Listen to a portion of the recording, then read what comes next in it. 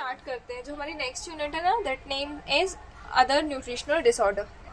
देखो, तो जो हमने न्यूट्रिशन डिफिशियंसी पढ़ी थी, ये दो पार्ट में पढ़ी थी, एक फर्स्ट पार्ट में, एक सेकेंड पार्ट में। ठीक है, फर्स्ट पार्ट में हमने क्या पढ़ा था, मरासमस, क्वाशियोरकर और आई डिफिशियंसी, विटामिन ए डिफिशियंसी की वजह से जो आई डिसीजेस थी वो पढ़ी थी। उसके बाद जो दूसरा था उसमें आयोडीन डिसऑर्डर्स पढ़े थे, ठीक है, और मेजर डिफिशियंसीज पढ़ी थी। इतना क्लियर है? कोई डाउट है इसमें? ठीक है, अब हम अदर न्यूट्रिशनल डिफिशियंसी पढ़ रहे हैं, मतलब इनके अलावा और क्या क्या न्यूट्रिशनल डिफिशियंसी देखी जा सकती है ये पढ़ेंगे हम। तो स्टार्ट करें। सो इंट्रोडक्शन देखें तो अदर न्यूट्रिशनल डिसऑर्डर्स, जिसमें क्या क्या इंक्लूड होता है, इसमें इंक्लूड होता है विटामिन की डिफिशियंसी। कैसी डिफिशियंसी? विटामिन वाली डिफिशियंसी। हमने ऑलरेडी एक विटामिन की डिफिशियंसी पढ़ ली है, विच इज विटामिन ए। ठीक है, and disease caused by access intake of certain substances. जैसे कैसे सब्सटेंसेस हो गए? टॉक्सिन्स। ठीक है, दीज डिसऑर्डर्स जो है ये नॉर्मल बॉडी फंक्शंस को अफेक्ट करते हैं और सीरियस कॉम्प्लिकेशंस भी बना सकते हैं अगर उनको ट्रीट नहीं किया गया तो। इंट्रोडक्शन क्लियर है? अब बी कॉम्प्लेक्स डिफिशियंसीज पढ़ रहे हैं, मतलब जितने भी विटामिन बी के ग्रुप वाले हैं, जैसे राइबोफ्लेविन, फॉलिक एसिड, ये सब की डिफिशियंसी की वजह से क्या क्या होता है। तो सबसे पहले राइबोफ्लेविन्स की बात करेंगे, जिसको बोलते हैं राइबोफ्लेविन की डिफिशियंसी होना। ठीक है, राइबोफ्लेविन ए लग गया ना, जैसे ऐसे समझो मेटोरेजिया। पता है क्या होता है मेटोरेजिया? मैम आपकी स्क्रीन शेयर नहीं हो रही है। इतनी देर से स्क्रीन शेयरिंग पे नहीं है? नहीं मैम। बताना नहीं चाहिए ना। तो मैम। मुझे लगा स्क्रीन शेयरिंग पे है। ये देखो इतना सारा लिख लिया मैंने। अभी क्लियर है? अभी दिख रहा है ना? जी मैम। ठीक है, देखो तुम मेनोरेजिया सुना है? मेटोरेजिया सुना है? ये सब फीमेल्स में जो मेंस्ट्रुएशन है ना, उनके ट्रबल्स है। पेनफुल मेंसेस होते हैं, पेनफुल पीरियड्स होते हैं, तो उसे मेटोरेजिया बोला जाता है। ठीक है, तो एक होता है एमेनोरिया, उसको बोलते हैं एमेनोरिया। एमेनोरिया मतलब होता है जब वहां पे ए लग जाता है ना, तो उसका मतलब होता है एब्सेंस हो जाना किसी चीज की, तो एब्सेंस ऑफ मेंसेस। ठीक है, मैं एग्जांपल देके बताया। तो यहाँ पे ए राइबोफ्लेविनोसिस हो गया, मतलब एब्सेंस ऑफ राइबोफ्लेविन, मतलब राइबोफ्लेविन की डिफिशियंसी। ठीक है, तो आगे देखें तो डिफिशियंसी कॉज्ड बाय इनएडिक्वेट, मतलब भरपूर इनटेक नहीं ले रहे हैं हम राइबोफ्लेविन का, जिसे विटामिन B2 भी बोला जाता है। इतना क्लियर? क्लिनिकल फीचर्स देखेंगे। ठीक है, so angular stomatitis. Angular stomatitis मतलब होता है माउथ के कॉर्नर्स पे क्रैक आ जाना। ठीक है, देखा होगा लिप्स के साइड में ना ऐसे क्रैक्स आ जाते हैं, मैं दिखा देती हूँ। ठीक है, क्लियर हो जाएगा एक बार दिखा दूंगी तो। एंगुलर स्टोमेटाइटिस, ये देखो, ये देखा होगा ऐसे क्रैक्स आ जाते हैं, एंड नॉर्मली ये देखा होगा इस टाइप से। बाकी जो ऊपर है वो तो सीवियर केसेस है। ठीक है, ये विटामिन B2 की डिफिशियंसी को डिनोट करते हैं। तो किसी को अगर लिप्स में साइड में क्रैक्स आ रहे हैं, मतलब उसमें विटामिन B2 की डिफिशियंसी है। ठीक है, उसके बाद ग्लोसाइटिस। ग्लोसाइटिस मतलब होता है red raw tongue with burning sensation. जो उसकी टंग होगी वो कैसी हो जाएगी? रेड कलर की हो जाएगी, रॉ हो जाएगी, और कैसी हो जाएगी? उसमें बर्निंग सेंसेशन रहेगा, हमेशा जलन जैसी फीलिंग रहेगी। ठीक है, मैं दिखा देती हूँ ये भी। ग्लोसाइटिस,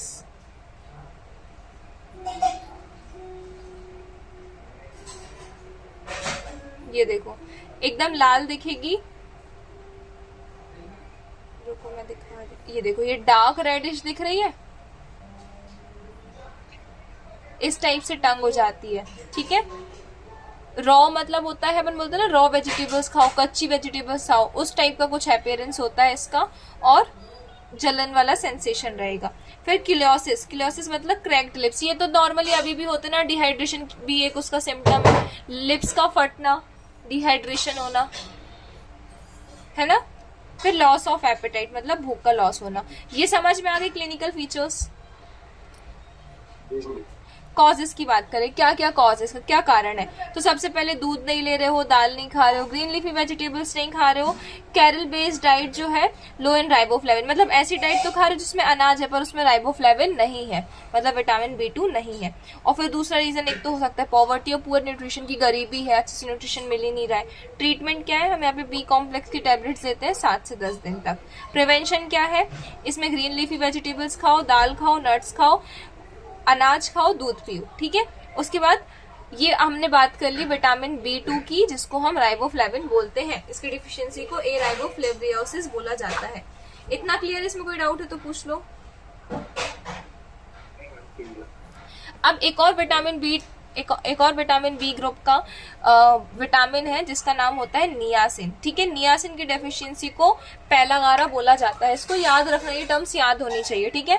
नियासिन की डेफिशिएंसी को पैलागारा बोलते हैं। इसका डेफिनेशन ये है कि disease caused by deficiency of niacin, जिसे विटामिन B3 बोलते हैं। राइबोफ्लेविन विटामिन B2 है, नियासिन विटामिन B3 है। ये हमने यूनिट 4 में पढ़ा था। आगे बात करें मेन फीचर्स देखें तो इन्हें 3D से याद रखना है। डर्मेटाइटिस, देखो सुना होगा ना डर्मेटोलॉजिस्ट, क्यों बोलते हैं डर्मेटोलॉजिस्ट, किसका डॉक्टर होता है, स्किन का होता है डर्मेटोलॉजिस्ट। जो डर्मा है ना, डर्मा स्किन की, जो स्किन बोलते हैं ना उसकी एनाटॉमिकल लैंग्वेज जो है वो डर्मा है, जैसे हम पेट बोलते हैं एनाटॉमिकल लैंग्वेज एब्डोमेन है, ऐसे ही स्किन की जो एनाटॉमिकल लैंग्वेज है वो डर्मा है, ठीक है। तो डर्मेटाइटिस, अब कहीं भी आइटिस दिख जाए ना तो समझ जाना वहां पे स्वेलिंग है, ठीक है। जब भी आइटिस वर्ड पीछे लगा रहे उसका मतलब वहां स्वेलिंग है। तो डर्मेटाइटिस मतलब स्किन में चेंजेस, स्किन में स्वेलिंग देखने मिलती है। डायरिया मतलब लूज मोशंस, और डिमेंशिया या मेंटल चेंजेस। अच्छा, डिमेंशिया सुना है, वर्ड सुना लग रहा होगा शायद, दीपक आपको तो लग रहा होगा। क्या होता है डिमेंशिया? एक्चुअली इसमें मैम ओल्डर पीपल में जो मेमोरी में दिक्कत आने लगती है, रोल ऑफ मेमोरी, वही भूल जाते हैं शॉर्ट टाइम पे। Good, very good, very good. चलो शर्मिष्ठा, आपको पता था डिमेंशिया मतलब, जैसे बूढ़े लोग होते हैं धीरे धीरे बोलने लगते हैं ना, तो धीरे धीरे ड्रॉप आ जाना उनकी मेमोरी पे, तो डिमेंशिया बोलते हैं। Very good. चलो आगे क्लिनिकल फीचर्स की बात करें। सो क्या क्या क्लिनिकल फीचर्स हैं? ड्राई, सूखा, स्केली स्किन, जैसे स्कैल्प निकलता है ना, जैसे अपन स्किन को वो खरोचो तो हल्का हल्का व्हाइट टेक्सचर निकलने लगता है, स्केली स्किन, ठीक है। ऑन एक्सपोज्ड बॉडी पार्ट, जहाँ जो पार्ट्स खुले हुए हैं ना, जैसे हाथ हो गए, नीचे के पंजे हो गए, पैर हो गए, यहाँ पे लूज मोशंस, इरिटेबिलिटी, ठीक है, मतलब चिड़चिड़ापन, फॉरगेटफुलनेस जिसे हमने डिमेंशिया बोला, डिप्रेशन, ट्रेमर्स। ट्रेमर्स मतलब पता है क्या होता है? क्या होता है ट्रेमर मतलब? Ma'am abnormal shivering of body। Very good. Tremor मतलब होता है शिवरिंग, मतलब कपकपाना। तो कभी कभी ये देखो, ये नॉर्मल हमारे साथ भी होता है कि हम लेटे हुए हमारी थाइस की मसल्स अपने आप हल्का हल्का शिवर कर रही है, होता है ना ऐसा, ये अपने हाथ उंगलियां झंझनाने लगती है, पर ये एबनॉर्मल हो जाती है तो उसे ट्रेमर्स बोला जाता है, जब बिना मतलब की शेकिंग हो रही है बॉडी में, बिना मतलब कि हम शिवर कर रहे हैं, ठीक है। यहाँ पे मसल्स या न्यूरोमस्कुलर कुछ डिसऑर्डर आ जाता है।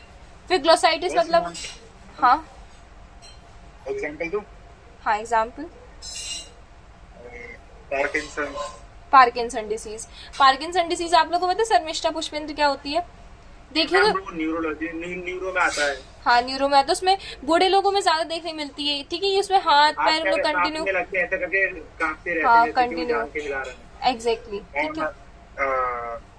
ये अटैचिंग गेट होता है बेसिकली इसके अंदर, हाँ होता है, ठीक है। चलो अब ग्लोसाइटिस अब भी बताया मैंने, टंग वाली चीज है ना, टंग जो है वो रॉ रेड हो गई है। उसके बाद कॉजेस की बात करें, क्या क्या कारण है इसके, तो डाइट मेनली बेस्ड ऑन मेज और ज्वार। इसमें डाइट कैसी लेनी, इसमें डाइट जो है वो क्या बेस्ड होनी चाहिए?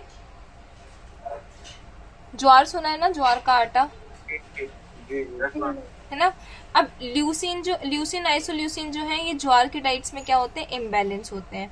सो ट्रीटमेंट इसका क्या है? नाइट्रोनेमाइड देते हैं 300 mg पर डे, देखो नाम से ही समझ में आ रहा है, निकोटीन दे रहे हैं, निकोटीन बोल रही हूँ, नियासिन, ठीक है। और B कॉम्प्लेक्स टैबलेट्स। प्रिवेंशन क्या है? मिक्स्ड कैरल डाइट खाओ, ठीक है, इंक्लूड पल्स नट्स, मतलब ऐसे लोग जो सिर्फ इस डाइट पे बेस्ड होते हैं ना, कि सिर्फ भुट्टे खा रहे हैं या ज्वार की रोटी खा रहे हैं, तो वहां पे ये ज्यादा देखे जा सकते हैं, क्योंकि नियासिन जो है ये पल्सेस में, अनाज में यहाँ देखने मिलेगा। आया समझ में? जो ज्वार वाली डाइट होती है, जो भुट्टे होते हैं, इसमें ल्यूसिन और आइसोल्यूसिन नहीं देखा जाता। ल्यूसिन आइसोल्यूसिन क्या है? ये इंपॉर्टेंट अमाइनो एसिड्स हैं, असेंशियल अमाइनो एसिड्स हैं, ठीक है, हमारी बॉडी के। तो यहाँ पे ये नियासिन के लिए भी रिस्पॉन्सिबल है। अब आती है बेरी बेरी। बेरी बेरी सुना होगा, बेरी बेरी हो जाता है। दीपक आपने सुना होगा बेरी बेरी, यस मैम। है ना? यस मैम, सुना है। सुना है? क्या होता है बेरी बेरी में? क्या होता है बेरी बेरी में?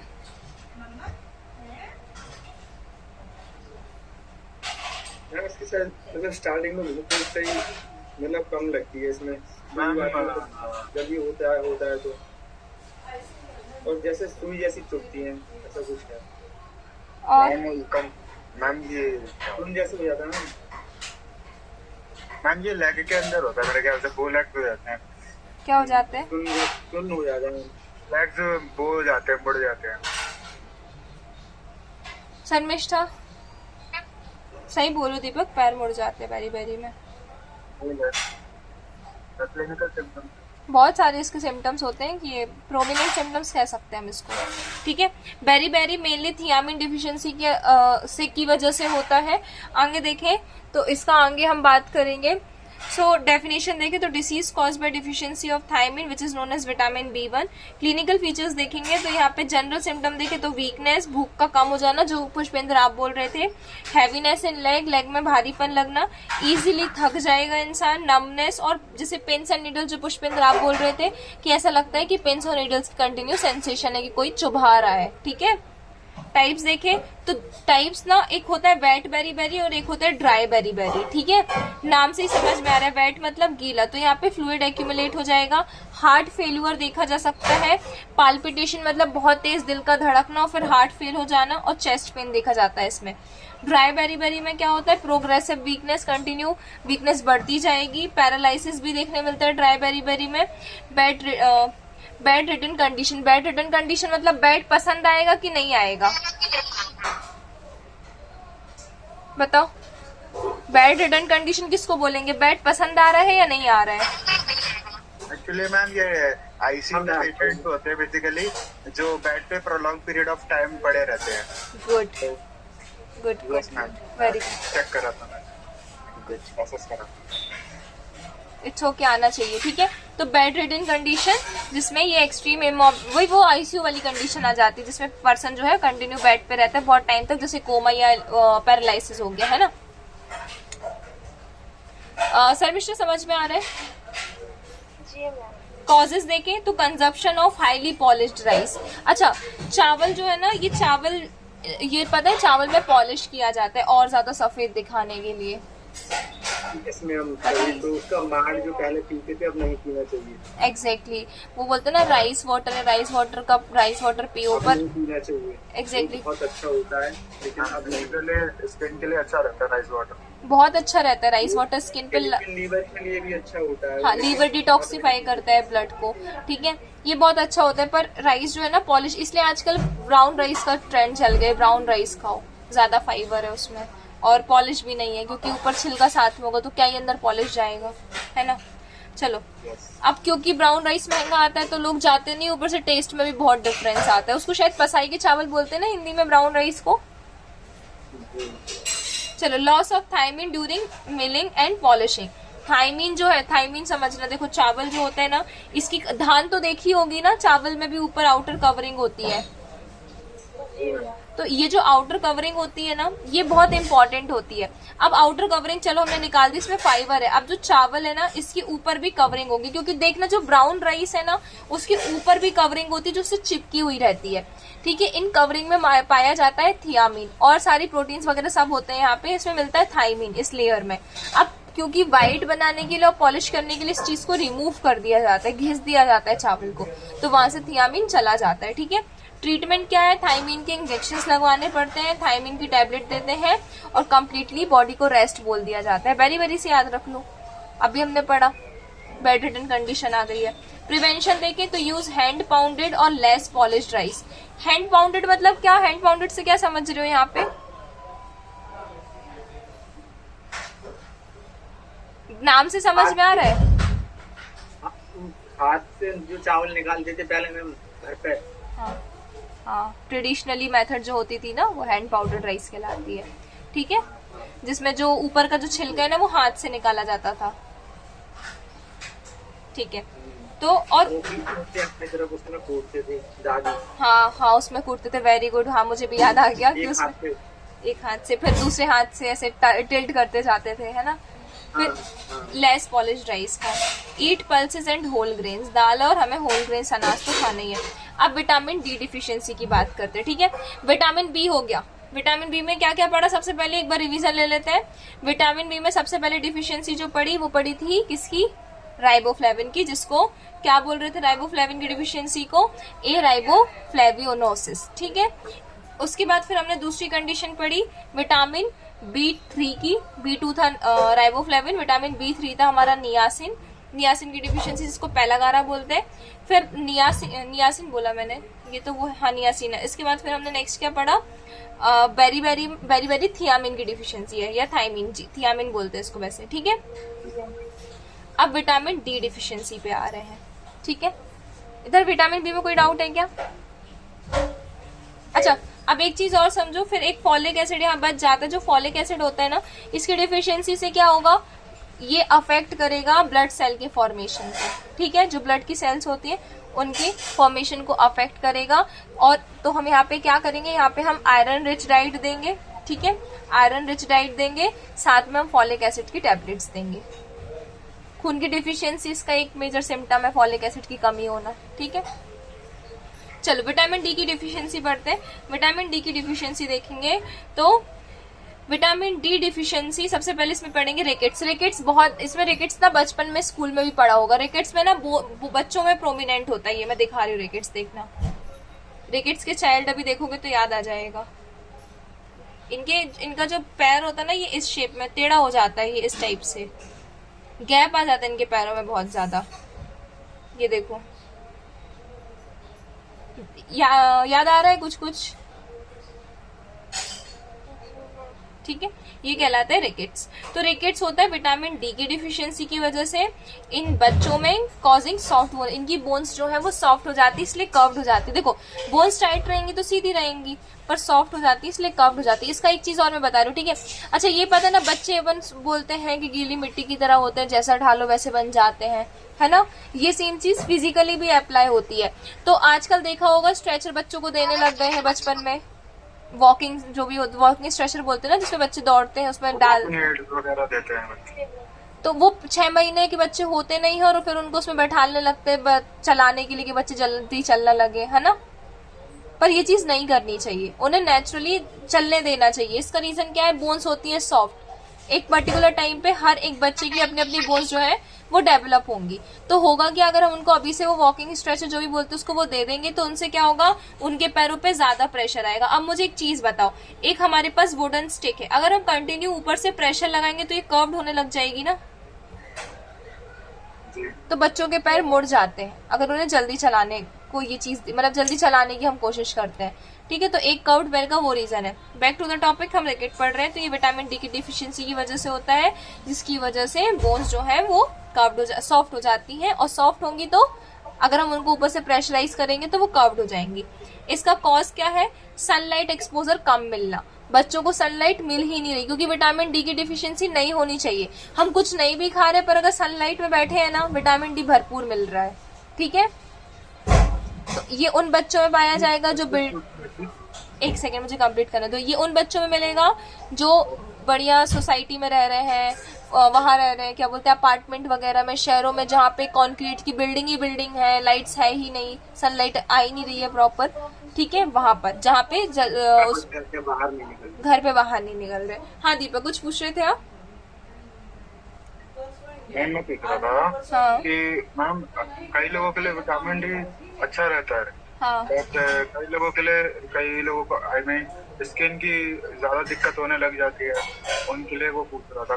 विटामिन डी की कमी भी आती है कभी कभार, कमी इन द सेंस मतलब कई लोगों के हानिकारक होता है, कई लोगों के लिए फायदेमंद रहता है ना। देखो इसका विटामिन डी या धूप? नहीं, विटामिन डी की बात कर रहे हो ना? हाँ हाँ हाँ। धूप तो अलग चीज हो जाएगी फिर। धूप से विटामिन डी मिलता है, नो डाउट, उसमें वो बात अलग है कि हमें एक पर्टिकुलर टाइम की धूप लेनी चाहिए। फिर जो आप बोल रहे हो ना दीपक की किसी किसी को हार्म होता है, तो फिर वो उनकी मेडिकल कंडीशन पे डिपेंड करता है। जैसे जिनको कैल्शियम, जिनकी बॉडी में कैल्शियम मेटाबॉलिज्म अच्छे से नहीं हो रहा है ना, या जिनको कैल्शियम की ऑलरेडी प्रॉब्लम है, कैल्शियम डिफिशियंसी है, तो उधर पे, या जिनको किडनी डिफिशियंसी बोल रही हूँ मैं, किडनी फंक्शन में कुछ डिसऑर्डर है, वहां पे विटामिन डी हार्मफुल होता है एक्सेस में। ठीक है, इस मैं ये नहीं बोल रही विटामिन डी हार्मफुल होता है, मैं बोल रही हूँ एक्सेस में विटामिन डी हार्मफुल होता है। ठीक है, ये थायराइड वाली कंडीशंस के साथ भी होता है। क्योंकि थायराइड के साथ क्यों होगा, क्योंकि जो थायराइड होता है ना, पैराथायराइड ग्लैंड हमारा थायराइड के पीछे होता है। जैसे थायराइड में एक चीज होती है, कैल्शियम का ये मेटाबॉलिज्म क्या करता है, ब्लड की कैल्शियम लेके बोन में जमाता है। पर जो थायराइड के पीछे एक ग्लैंड प्रेजेंट होता है पैराथायराइड, उसमें से एक हार्मोन निकलता है जो बोन की कैल्शियम को निकाल के ब्लड में लेकर आता है। तो जब पैराथायराइड हाइपर एक्टिव होता है ना, तो ज्यादा कैल्शियम बोन में, ब्लड में मिलेगा। उस कंडीशन में भी विटामिन डी जो है वो एक्सेस में नहीं चाहिए। ठीक है, क्योंकि विटामिन डी की प्रोसेसिंग कैल्शियम की प्रोसेसिंग को डिस्टर्ब कर सकती है। और फिर जो कैल्शियम है, कैल्शियम अगर बॉडी में ज्यादा होगा तो स्टोन फॉर्मेशन देखा जाएगा, हाँ है ना, जमने लग जाएगा तो स्टोन फॉर्मेशन होगा। और विटामिन डी स्टोन फॉर्मेशन की प्रोसेस को स्टिमुलेट कर सकता है। ठीक है, समझ में आया? इसका रीजन ये होता है। और बाकी फिर वो लोग जो धूप ले रहे हैं उनको स्टिल विटामिन डी नहीं मिल रहा, फिर उनकी बॉडी में मेलानिन बहुत कम है, क्योंकि विटामिन डी एब्जॉर्ब करने के लिए मेलानिन बहुत जरूरी है। ये पता है मेलानिन क्या होता है? नहीं पता इसके बारे में मैम। बेसिकली पिगमेंटेशन का वो फैक्टर होता है। अच्छा देखो, मैं बता रही हूँ पुष्पेंद्र आपको, हाँ दीपक आप सही बोल रहे हो। जैसे लोग होते हैं ना गोरे, काले, गेहूं रंग के, बीच के, सांवले, ये एक पिगमेंट होता है हमारी स्किन में जिसको मेलानिन बोलते हैं, उसकी वजह से होता है। ठीक है, ये हमारी स्किन में होता है।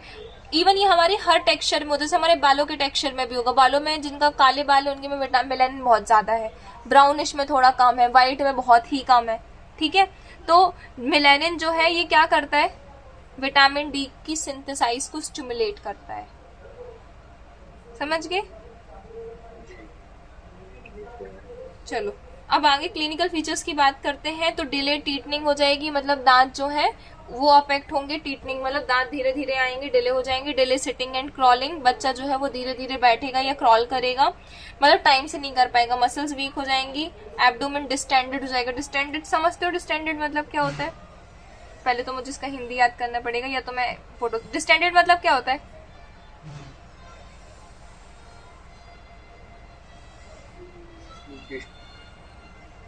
क्या समझते हो डिस्टेंडेड मतलब? देखो मुझे पर्टिकुलर हिंदी मीनिंग नहीं पता, मैं समझाती हूँ डिस्टेंडेड एब्डोमेन मतलब। ठीक है, जैसे पेट हमारा, ये एक बॉडी है, ठीक है, तो ये पेट है और फिर बायों की नीचे का टेक्सचर है।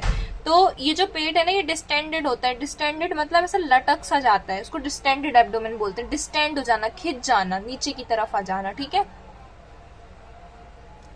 बो लेग्स, बो मतलब पता है क्या होता है? उसको क्या बोलते हैं जिससे अपन ऐसे वो चलाते हैं, धनुष चलाते हैं? धनुष ही बोलते हैं ना उसको। तो ये तो कुछ एरो चलाते हैं, धनुष बोलते हैं ना उसको। हाँ धनुष बोलते हैं। ये जो धनुष होता है ना, इसको बोलते हैं धनुष में बो शेप होना। ये वाला धनुष तो ठीक है, जो नॉर्मल हम धनुष लेते हैं बच्चों के लिए खरीदते हैं, इस टाइप से होता है ना, इसको बोलते हैं बो। तो लेग्स कैसे हो जाते हैं? बो शेप के हो जाते हैं। नॉक नीज, नीज जो है वो कैसे हो जाती है? नॉक मतलब अब नॉक का हिंदी मतलब क्या होता था?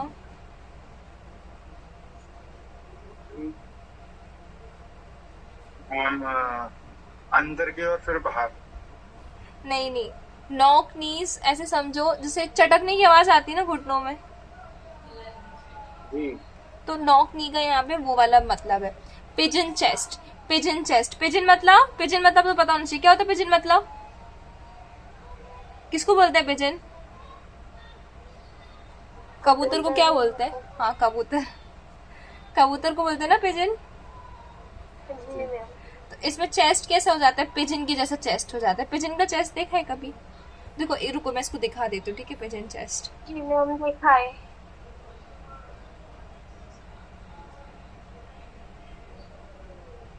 ये ऐसा हो जाता है पिजन का चेस्ट, दिख रहा है? ये थोड़ा सा बाहर निकला हुआ, जी ma'am. That is known as pigeon chest.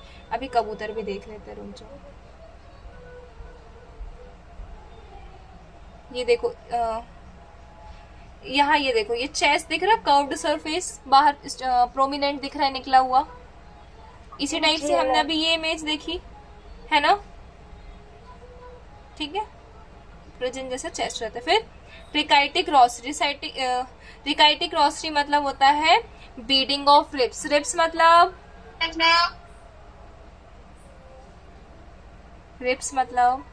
ये रिब्स मतलब तो पता होना चाहिए, क्या होता है रिब्स? रिब्स मतलब पसलियां जो चेस्ट में होती है ना। क्या हो गया, रिब्स नहीं बता रहे हो? रिब्स बीडिंग जैसी रिब्स हो जाती है। बीडिंग रिब्स मतलब बीड्स, पता है ना क्या होती है? कपड़ों में बीड्स लगाते हैं, देखो ये भी दिखा देती हूँ। जी मैम, मुझे उड़िया में बताए, वो हिंदी में मालूम नहीं है। किस में बताई थी आपको? किस में पढ़ा था? मुझे मेरी भाषा में बताए, हिंदी में मालूम नहीं है। हिंदी में बीडिंग रेप्स तो मुझे खुद हिंदी में नहीं पता क्या बोलते। देखो जो बीडिंग रेप्स होती है, बीट्स मतलब बता रही हूँ, जैसे बीट्स लगाते हैं ना, पर मोती लगाते हैं कपड़ों में, बोलते हैं ना ये बीट्स वाले मोती वाले कपड़े दिखाओ जिनमें बीट्स लगे हुए होते हैं। आजकल बीट्स वाली साड़ियाँ आ रही हैं। तो ये देखो, ये हड्डी ऐसी दिख रही है ना बीट्स जैसी। रेप्स मतलब तो पसलियाँ होती हैं, और ये बीडिंग रेप्स बीट्स जैसी दिख रही है, गोल गोल गोल गोल। समझ में आए बीडिंग रिब्स मतलब? तो ये एक्सरे में डिटेक्ट होती है, ठीक है। और जो बहुत ज्यादा माल न्यूट्रिशन होंगी उनको ऐसी दिखने लग जाएंगी, देखो उसमें अलग दिख रही है, समझ में आ रही है? इसमें देखो, इसमें ज्यादा से समझ में आएंगी, ठीक है, बीड्स जैसे दिखती है। समझ गए पुष्पेंद्र और दीपक आप भी? ठीक है। Delayed closure of fontanelles. अच्छा, फॉन्टेनेलीज क्या होती है? देखो ये समझो, अपना ये होता है सर। अब मैं ऊपर से देख रही हूँ सर, ठीक है। तो ये जो सर है ना, इसमें बहुत सारी हड्डियां होती हैं और ये जुड़ी होती हैं या एक दूसरे से जुड़ी होती हैं, जिसको बोलते हैं सूचर, ठीक है। इतना समझ में आया क्या बोला मैंने? अब ये जो सूचर होते हैं ना, ये बच्चों में नहीं जुड़े हुए होते हैं। बच्चों में यहाँ पे ना खाली स्पेस होती है, मतलब गैप होता है। धड़कन सी दिखाई देती है। एक मेरे घर में छोटा भतीजा था, उसका देखा, उसका चलता है दिमाग में, ऊपर भी खाली जगह होती है, खाली जगह होती है। इसको फॉन्टेनेली बोला जाता है, ठीक है।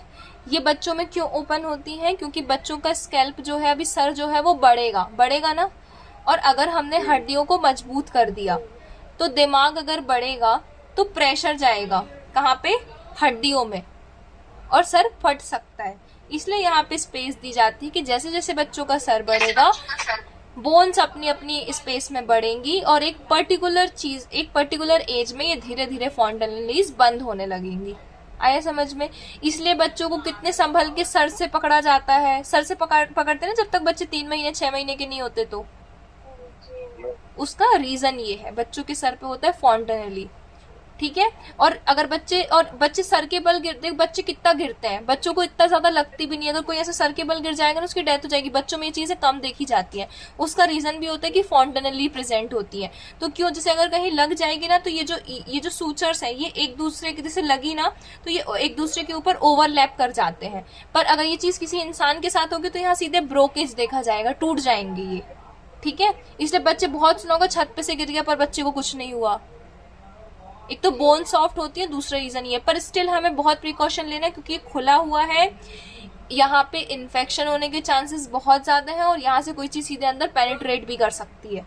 इसलिए बहुत ज्यादा प्रिकॉशन लेना है, ठीक है। तो इसको बोलते हैं फॉन्टेनेली। अब ये फॉन्टेनेली अपने अपने टाइम पे बंद होती है। पीछे की फॉन्टेनेली और आगे की फॉन्टेनेली एक 3 महीने में, एक 6 महीने में ऐसे क्लोज होती है।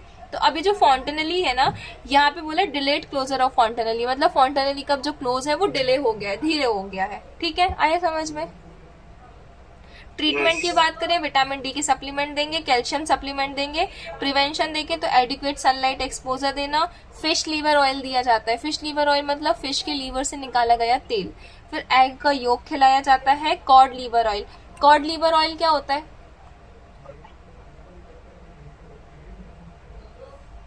कॉड को क्या बोलते हैं, मैं भूल गई, याद करने दो।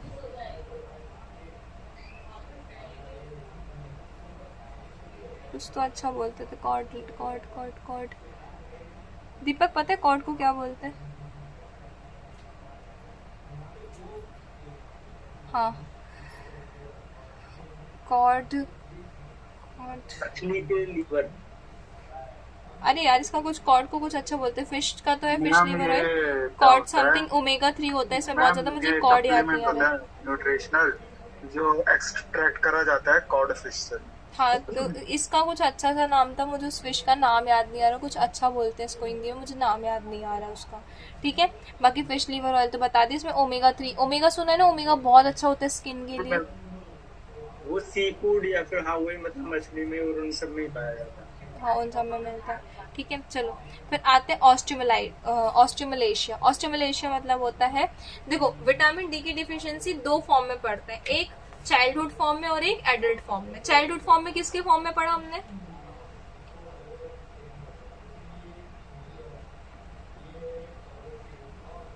रिकेट्स के फॉर्म में पढ़ा ना। चाइल्डहुड में अगर विटामिन डी की डिफिशियंसी तो रिकेट हो गया, एडल्ट फॉर्म में क्या हो गया? ऑस्टियोमलेशिया। अब एक चीज याद रखना, जब भी ऑस्टियो सुनाई दे इसका मतलब क्या होता है? ऑस्टियो मतलब दीपक आप बताओगे क्या होता है? ऑस्टियो वाला जो वर्ड होता है वो किसके लिए यूज किया जाता है? मैम ऑस्टियो मतलब बोन, बोन। मलेशिया मतलब डेफिशिएंसी, बोन की डेफिशिएंसी। बोन की डेफिशिएंसी कैसे हो सकती है? बोन्स की डेफिशिएंसी कैसे हो सकती है? मैम एक होता है ऑस्टियोमलाइटिस मतलब बोन कैंसर होता है, और एक ऑस्टियोमलेशिया। ऑस्टियोमलाइटिस मतलब बोन कैंसर नहीं होता, बोन स्वेलिंग होती है। Yes ma'am. ऑस्टियोमलाइटिस तो बोन स्वेलिंग होती है ना, बोन कैंसर नहीं होता। इधर देखो, ऑस्टियो ऑस्टियो जब भी वर्ड सुनो ना, ऑस्टियो ऑस्टियो मतलब होता है बोन, ये तो सही है। अब मलेशिया मतलब नहीं, ऑस्टियो मलेशिया जब साथ में टर्म आती है तो ये एक ऐसी कंडीशन होती है जहां पे बोन सॉफ्ट हो जाती हैं। बच्चों में भी बोन सॉफ्ट होंगी और बड़ों में भी बोन सॉफ्ट होंगी। अब एक चीज समझना, ठीक है, क्या समझना है? जब बच्चों में बोन सॉफ्ट हो रही है तो ये जो बच्चे ना इनकी बोन कर्व्ड हो जाएंगी, जिसको हम रिकेट्स बोल रहे हैं। पर ये चीज एडल्ट फॉर्म में डिफरेंट वे में जाएगी, क्योंकि जो बच्चों की बोन्स है ना ये सॉफ्ट होती हैं तो ये इजिली कर्व्ड हो सकती है, पर एक एडल्ट फॉर्म में ऑलरेडी बोन अपना एक टेक्सचर ले चुकी है तो वहां पे ब्रेकेज भी देखा जाता है। समझ में आ रहा है क्या बोल रही हूँ मैं? Adult form of vitamin D deficiency इसका क्लिनिकल फीचर होता है कि बोन्स में दर्द होगा, मसल्स वीकनिंग होगी, सीढ़ियां चढ़ने में दिक्कत आएगी, फ्रैक्चर्स, जो मैंने अभी बोला ना फ्रैक्चर वाली चीज। अब एक चीज समझो, एक लकड़ी है, ठीक है, वो वाली लकड़ी से पेड़ होता है ना, पेड़ में जो डालियां होती वो डाली है, और एक लकड़ी है सूखे पेड़ की। अब एक है सूखे पेड़ की लकड़ी और एक है वो जिसमें पत्तियां लगी थी जो डाली होती वो। अगर हम डाली को दबाएंगे तो ये कर्व्ड हो जाएगी, पर एक सूखे पेड़ की लकड़ी को दबाएंगे तो यहाँ पे टूट सकती है ना ये, हाँ या ना? तो इसलिए यहाँ पे बोला है फ्रैक्चर, क्योंकि छोटे बच्चों की बोन सॉफ्ट होती हैं। अगेन यही रीजन है कि बच्चों को फिर सर भी अपन सुलाते हैं तो वो राई वाली बॉल पे सुलाते, वो राई वाली तकिया होती हैं, क्योंकि बोन्स को हम जैसा ढालेंगे वो वैसा बन जाएंगी। ठीक है, फिर स्पाइनल डिफॉर्माइटिस। स्पाइनल मतलब, स्पाइनल किसको बोलते हैं? स्पाइनल टर्म कब यूज की जाती है? रीढ़ की हड्डी। और डिफॉर्मिटीज मतलब स्पाइनल में रीढ़ की हड्डी में डिफॉर्मिटीज हो जाना, ठीक है, उनका शेप वगैरह उसमें प्रॉब्लम आना। ट्रीटमेंट देखें तो विटामिन डी के सप्लीमेंट्स दिए जाते हैं और कैल्शियम क्यों दे रहे हैं? देखो एक चीज समझो, कैल्शियम जो है वो बोन में जा रहा है। जैसे अपन होता है ना घर में, अगर हम पेंट करा रहे हैं तो पेंट कराने से पहले व्हाइट सीमेंट लगता है, घर बनता है जब, हाँ या ना? है ना? और हम जो पेंट भी करते तो ऐसा नहीं होता ना डब्बा खोलो डायरेक्ट पेंट लगाए, हम उसमें गर्म पानी मिलाते हैं, फिर उसमें वो जो कुछ तेल वगैरह आता है वो भी मिलाते हैं। तो विटामिन डी ये काम करता है। कैल्शियम अगर आपकी बॉडी में भरपूर है पर अगर विटामिन डी नहीं है, कोई मतलब का नहीं है, वो कैल्शियम आपकी बोन्स में नहीं लगेगा। उसको कैल्शियम को बोन्स तक ले जाने का काम विटामिन डी कर रहा है, स्टिमुलेट करने का, अटैच करने का काम विटामिन डी कर रहा है। ठीक है, प्रिवेंशन देखें तो सनलाइट में जाओ, विटामिन डी की सप्लीमेंट इन high risk women, vitamin D supplements इन हाई रिस्क वुमेन, जो वुमेन्स होती है ना तो वहां पे विटामिन डी के सप्लीमेंट भी दिए जाते हैं, क्योंकि वुमेन्स में ऑलरेडी, अगर हम एक बात करें उनके यहाँ, वुमेन्स में क्या होता है, मेल्स में कंटिन्यू टेस्टोस्टेरोन होता है, पर वुमेन टेस्टोस्टेरोन बोन्स की हेल्थ के लिए बहुत जरूरी है, और ऐसे ही फीमेल्स में ईस्ट्रोजन बोन्स की हेल्थ के लिए बहुत जरूरी है। तो अगर बाय चांस ऐसा होता है कि बोन्स की जो फीमेल्स है ना उनका क्या होता है, 28 डेज साइकिल में हार्मोन अप डाउन होता है, तो ऐसी कंडीशन भी आती है जब ईस्ट्रोजन नहीं है, और ऐसी कंडीशन भी आती है जब ईस्ट्रोजन है, तो इसलिए यहाँ पे वुमेन्स की अलग से बात की गई है, ठीक है। उसके बाद अब आते हैं विटामिन सी डिफिशियंसी से। विटामिन डी कंप्लीट हुआ, विटामिन बी कंप्लीट हुआ, कोई डाउट है?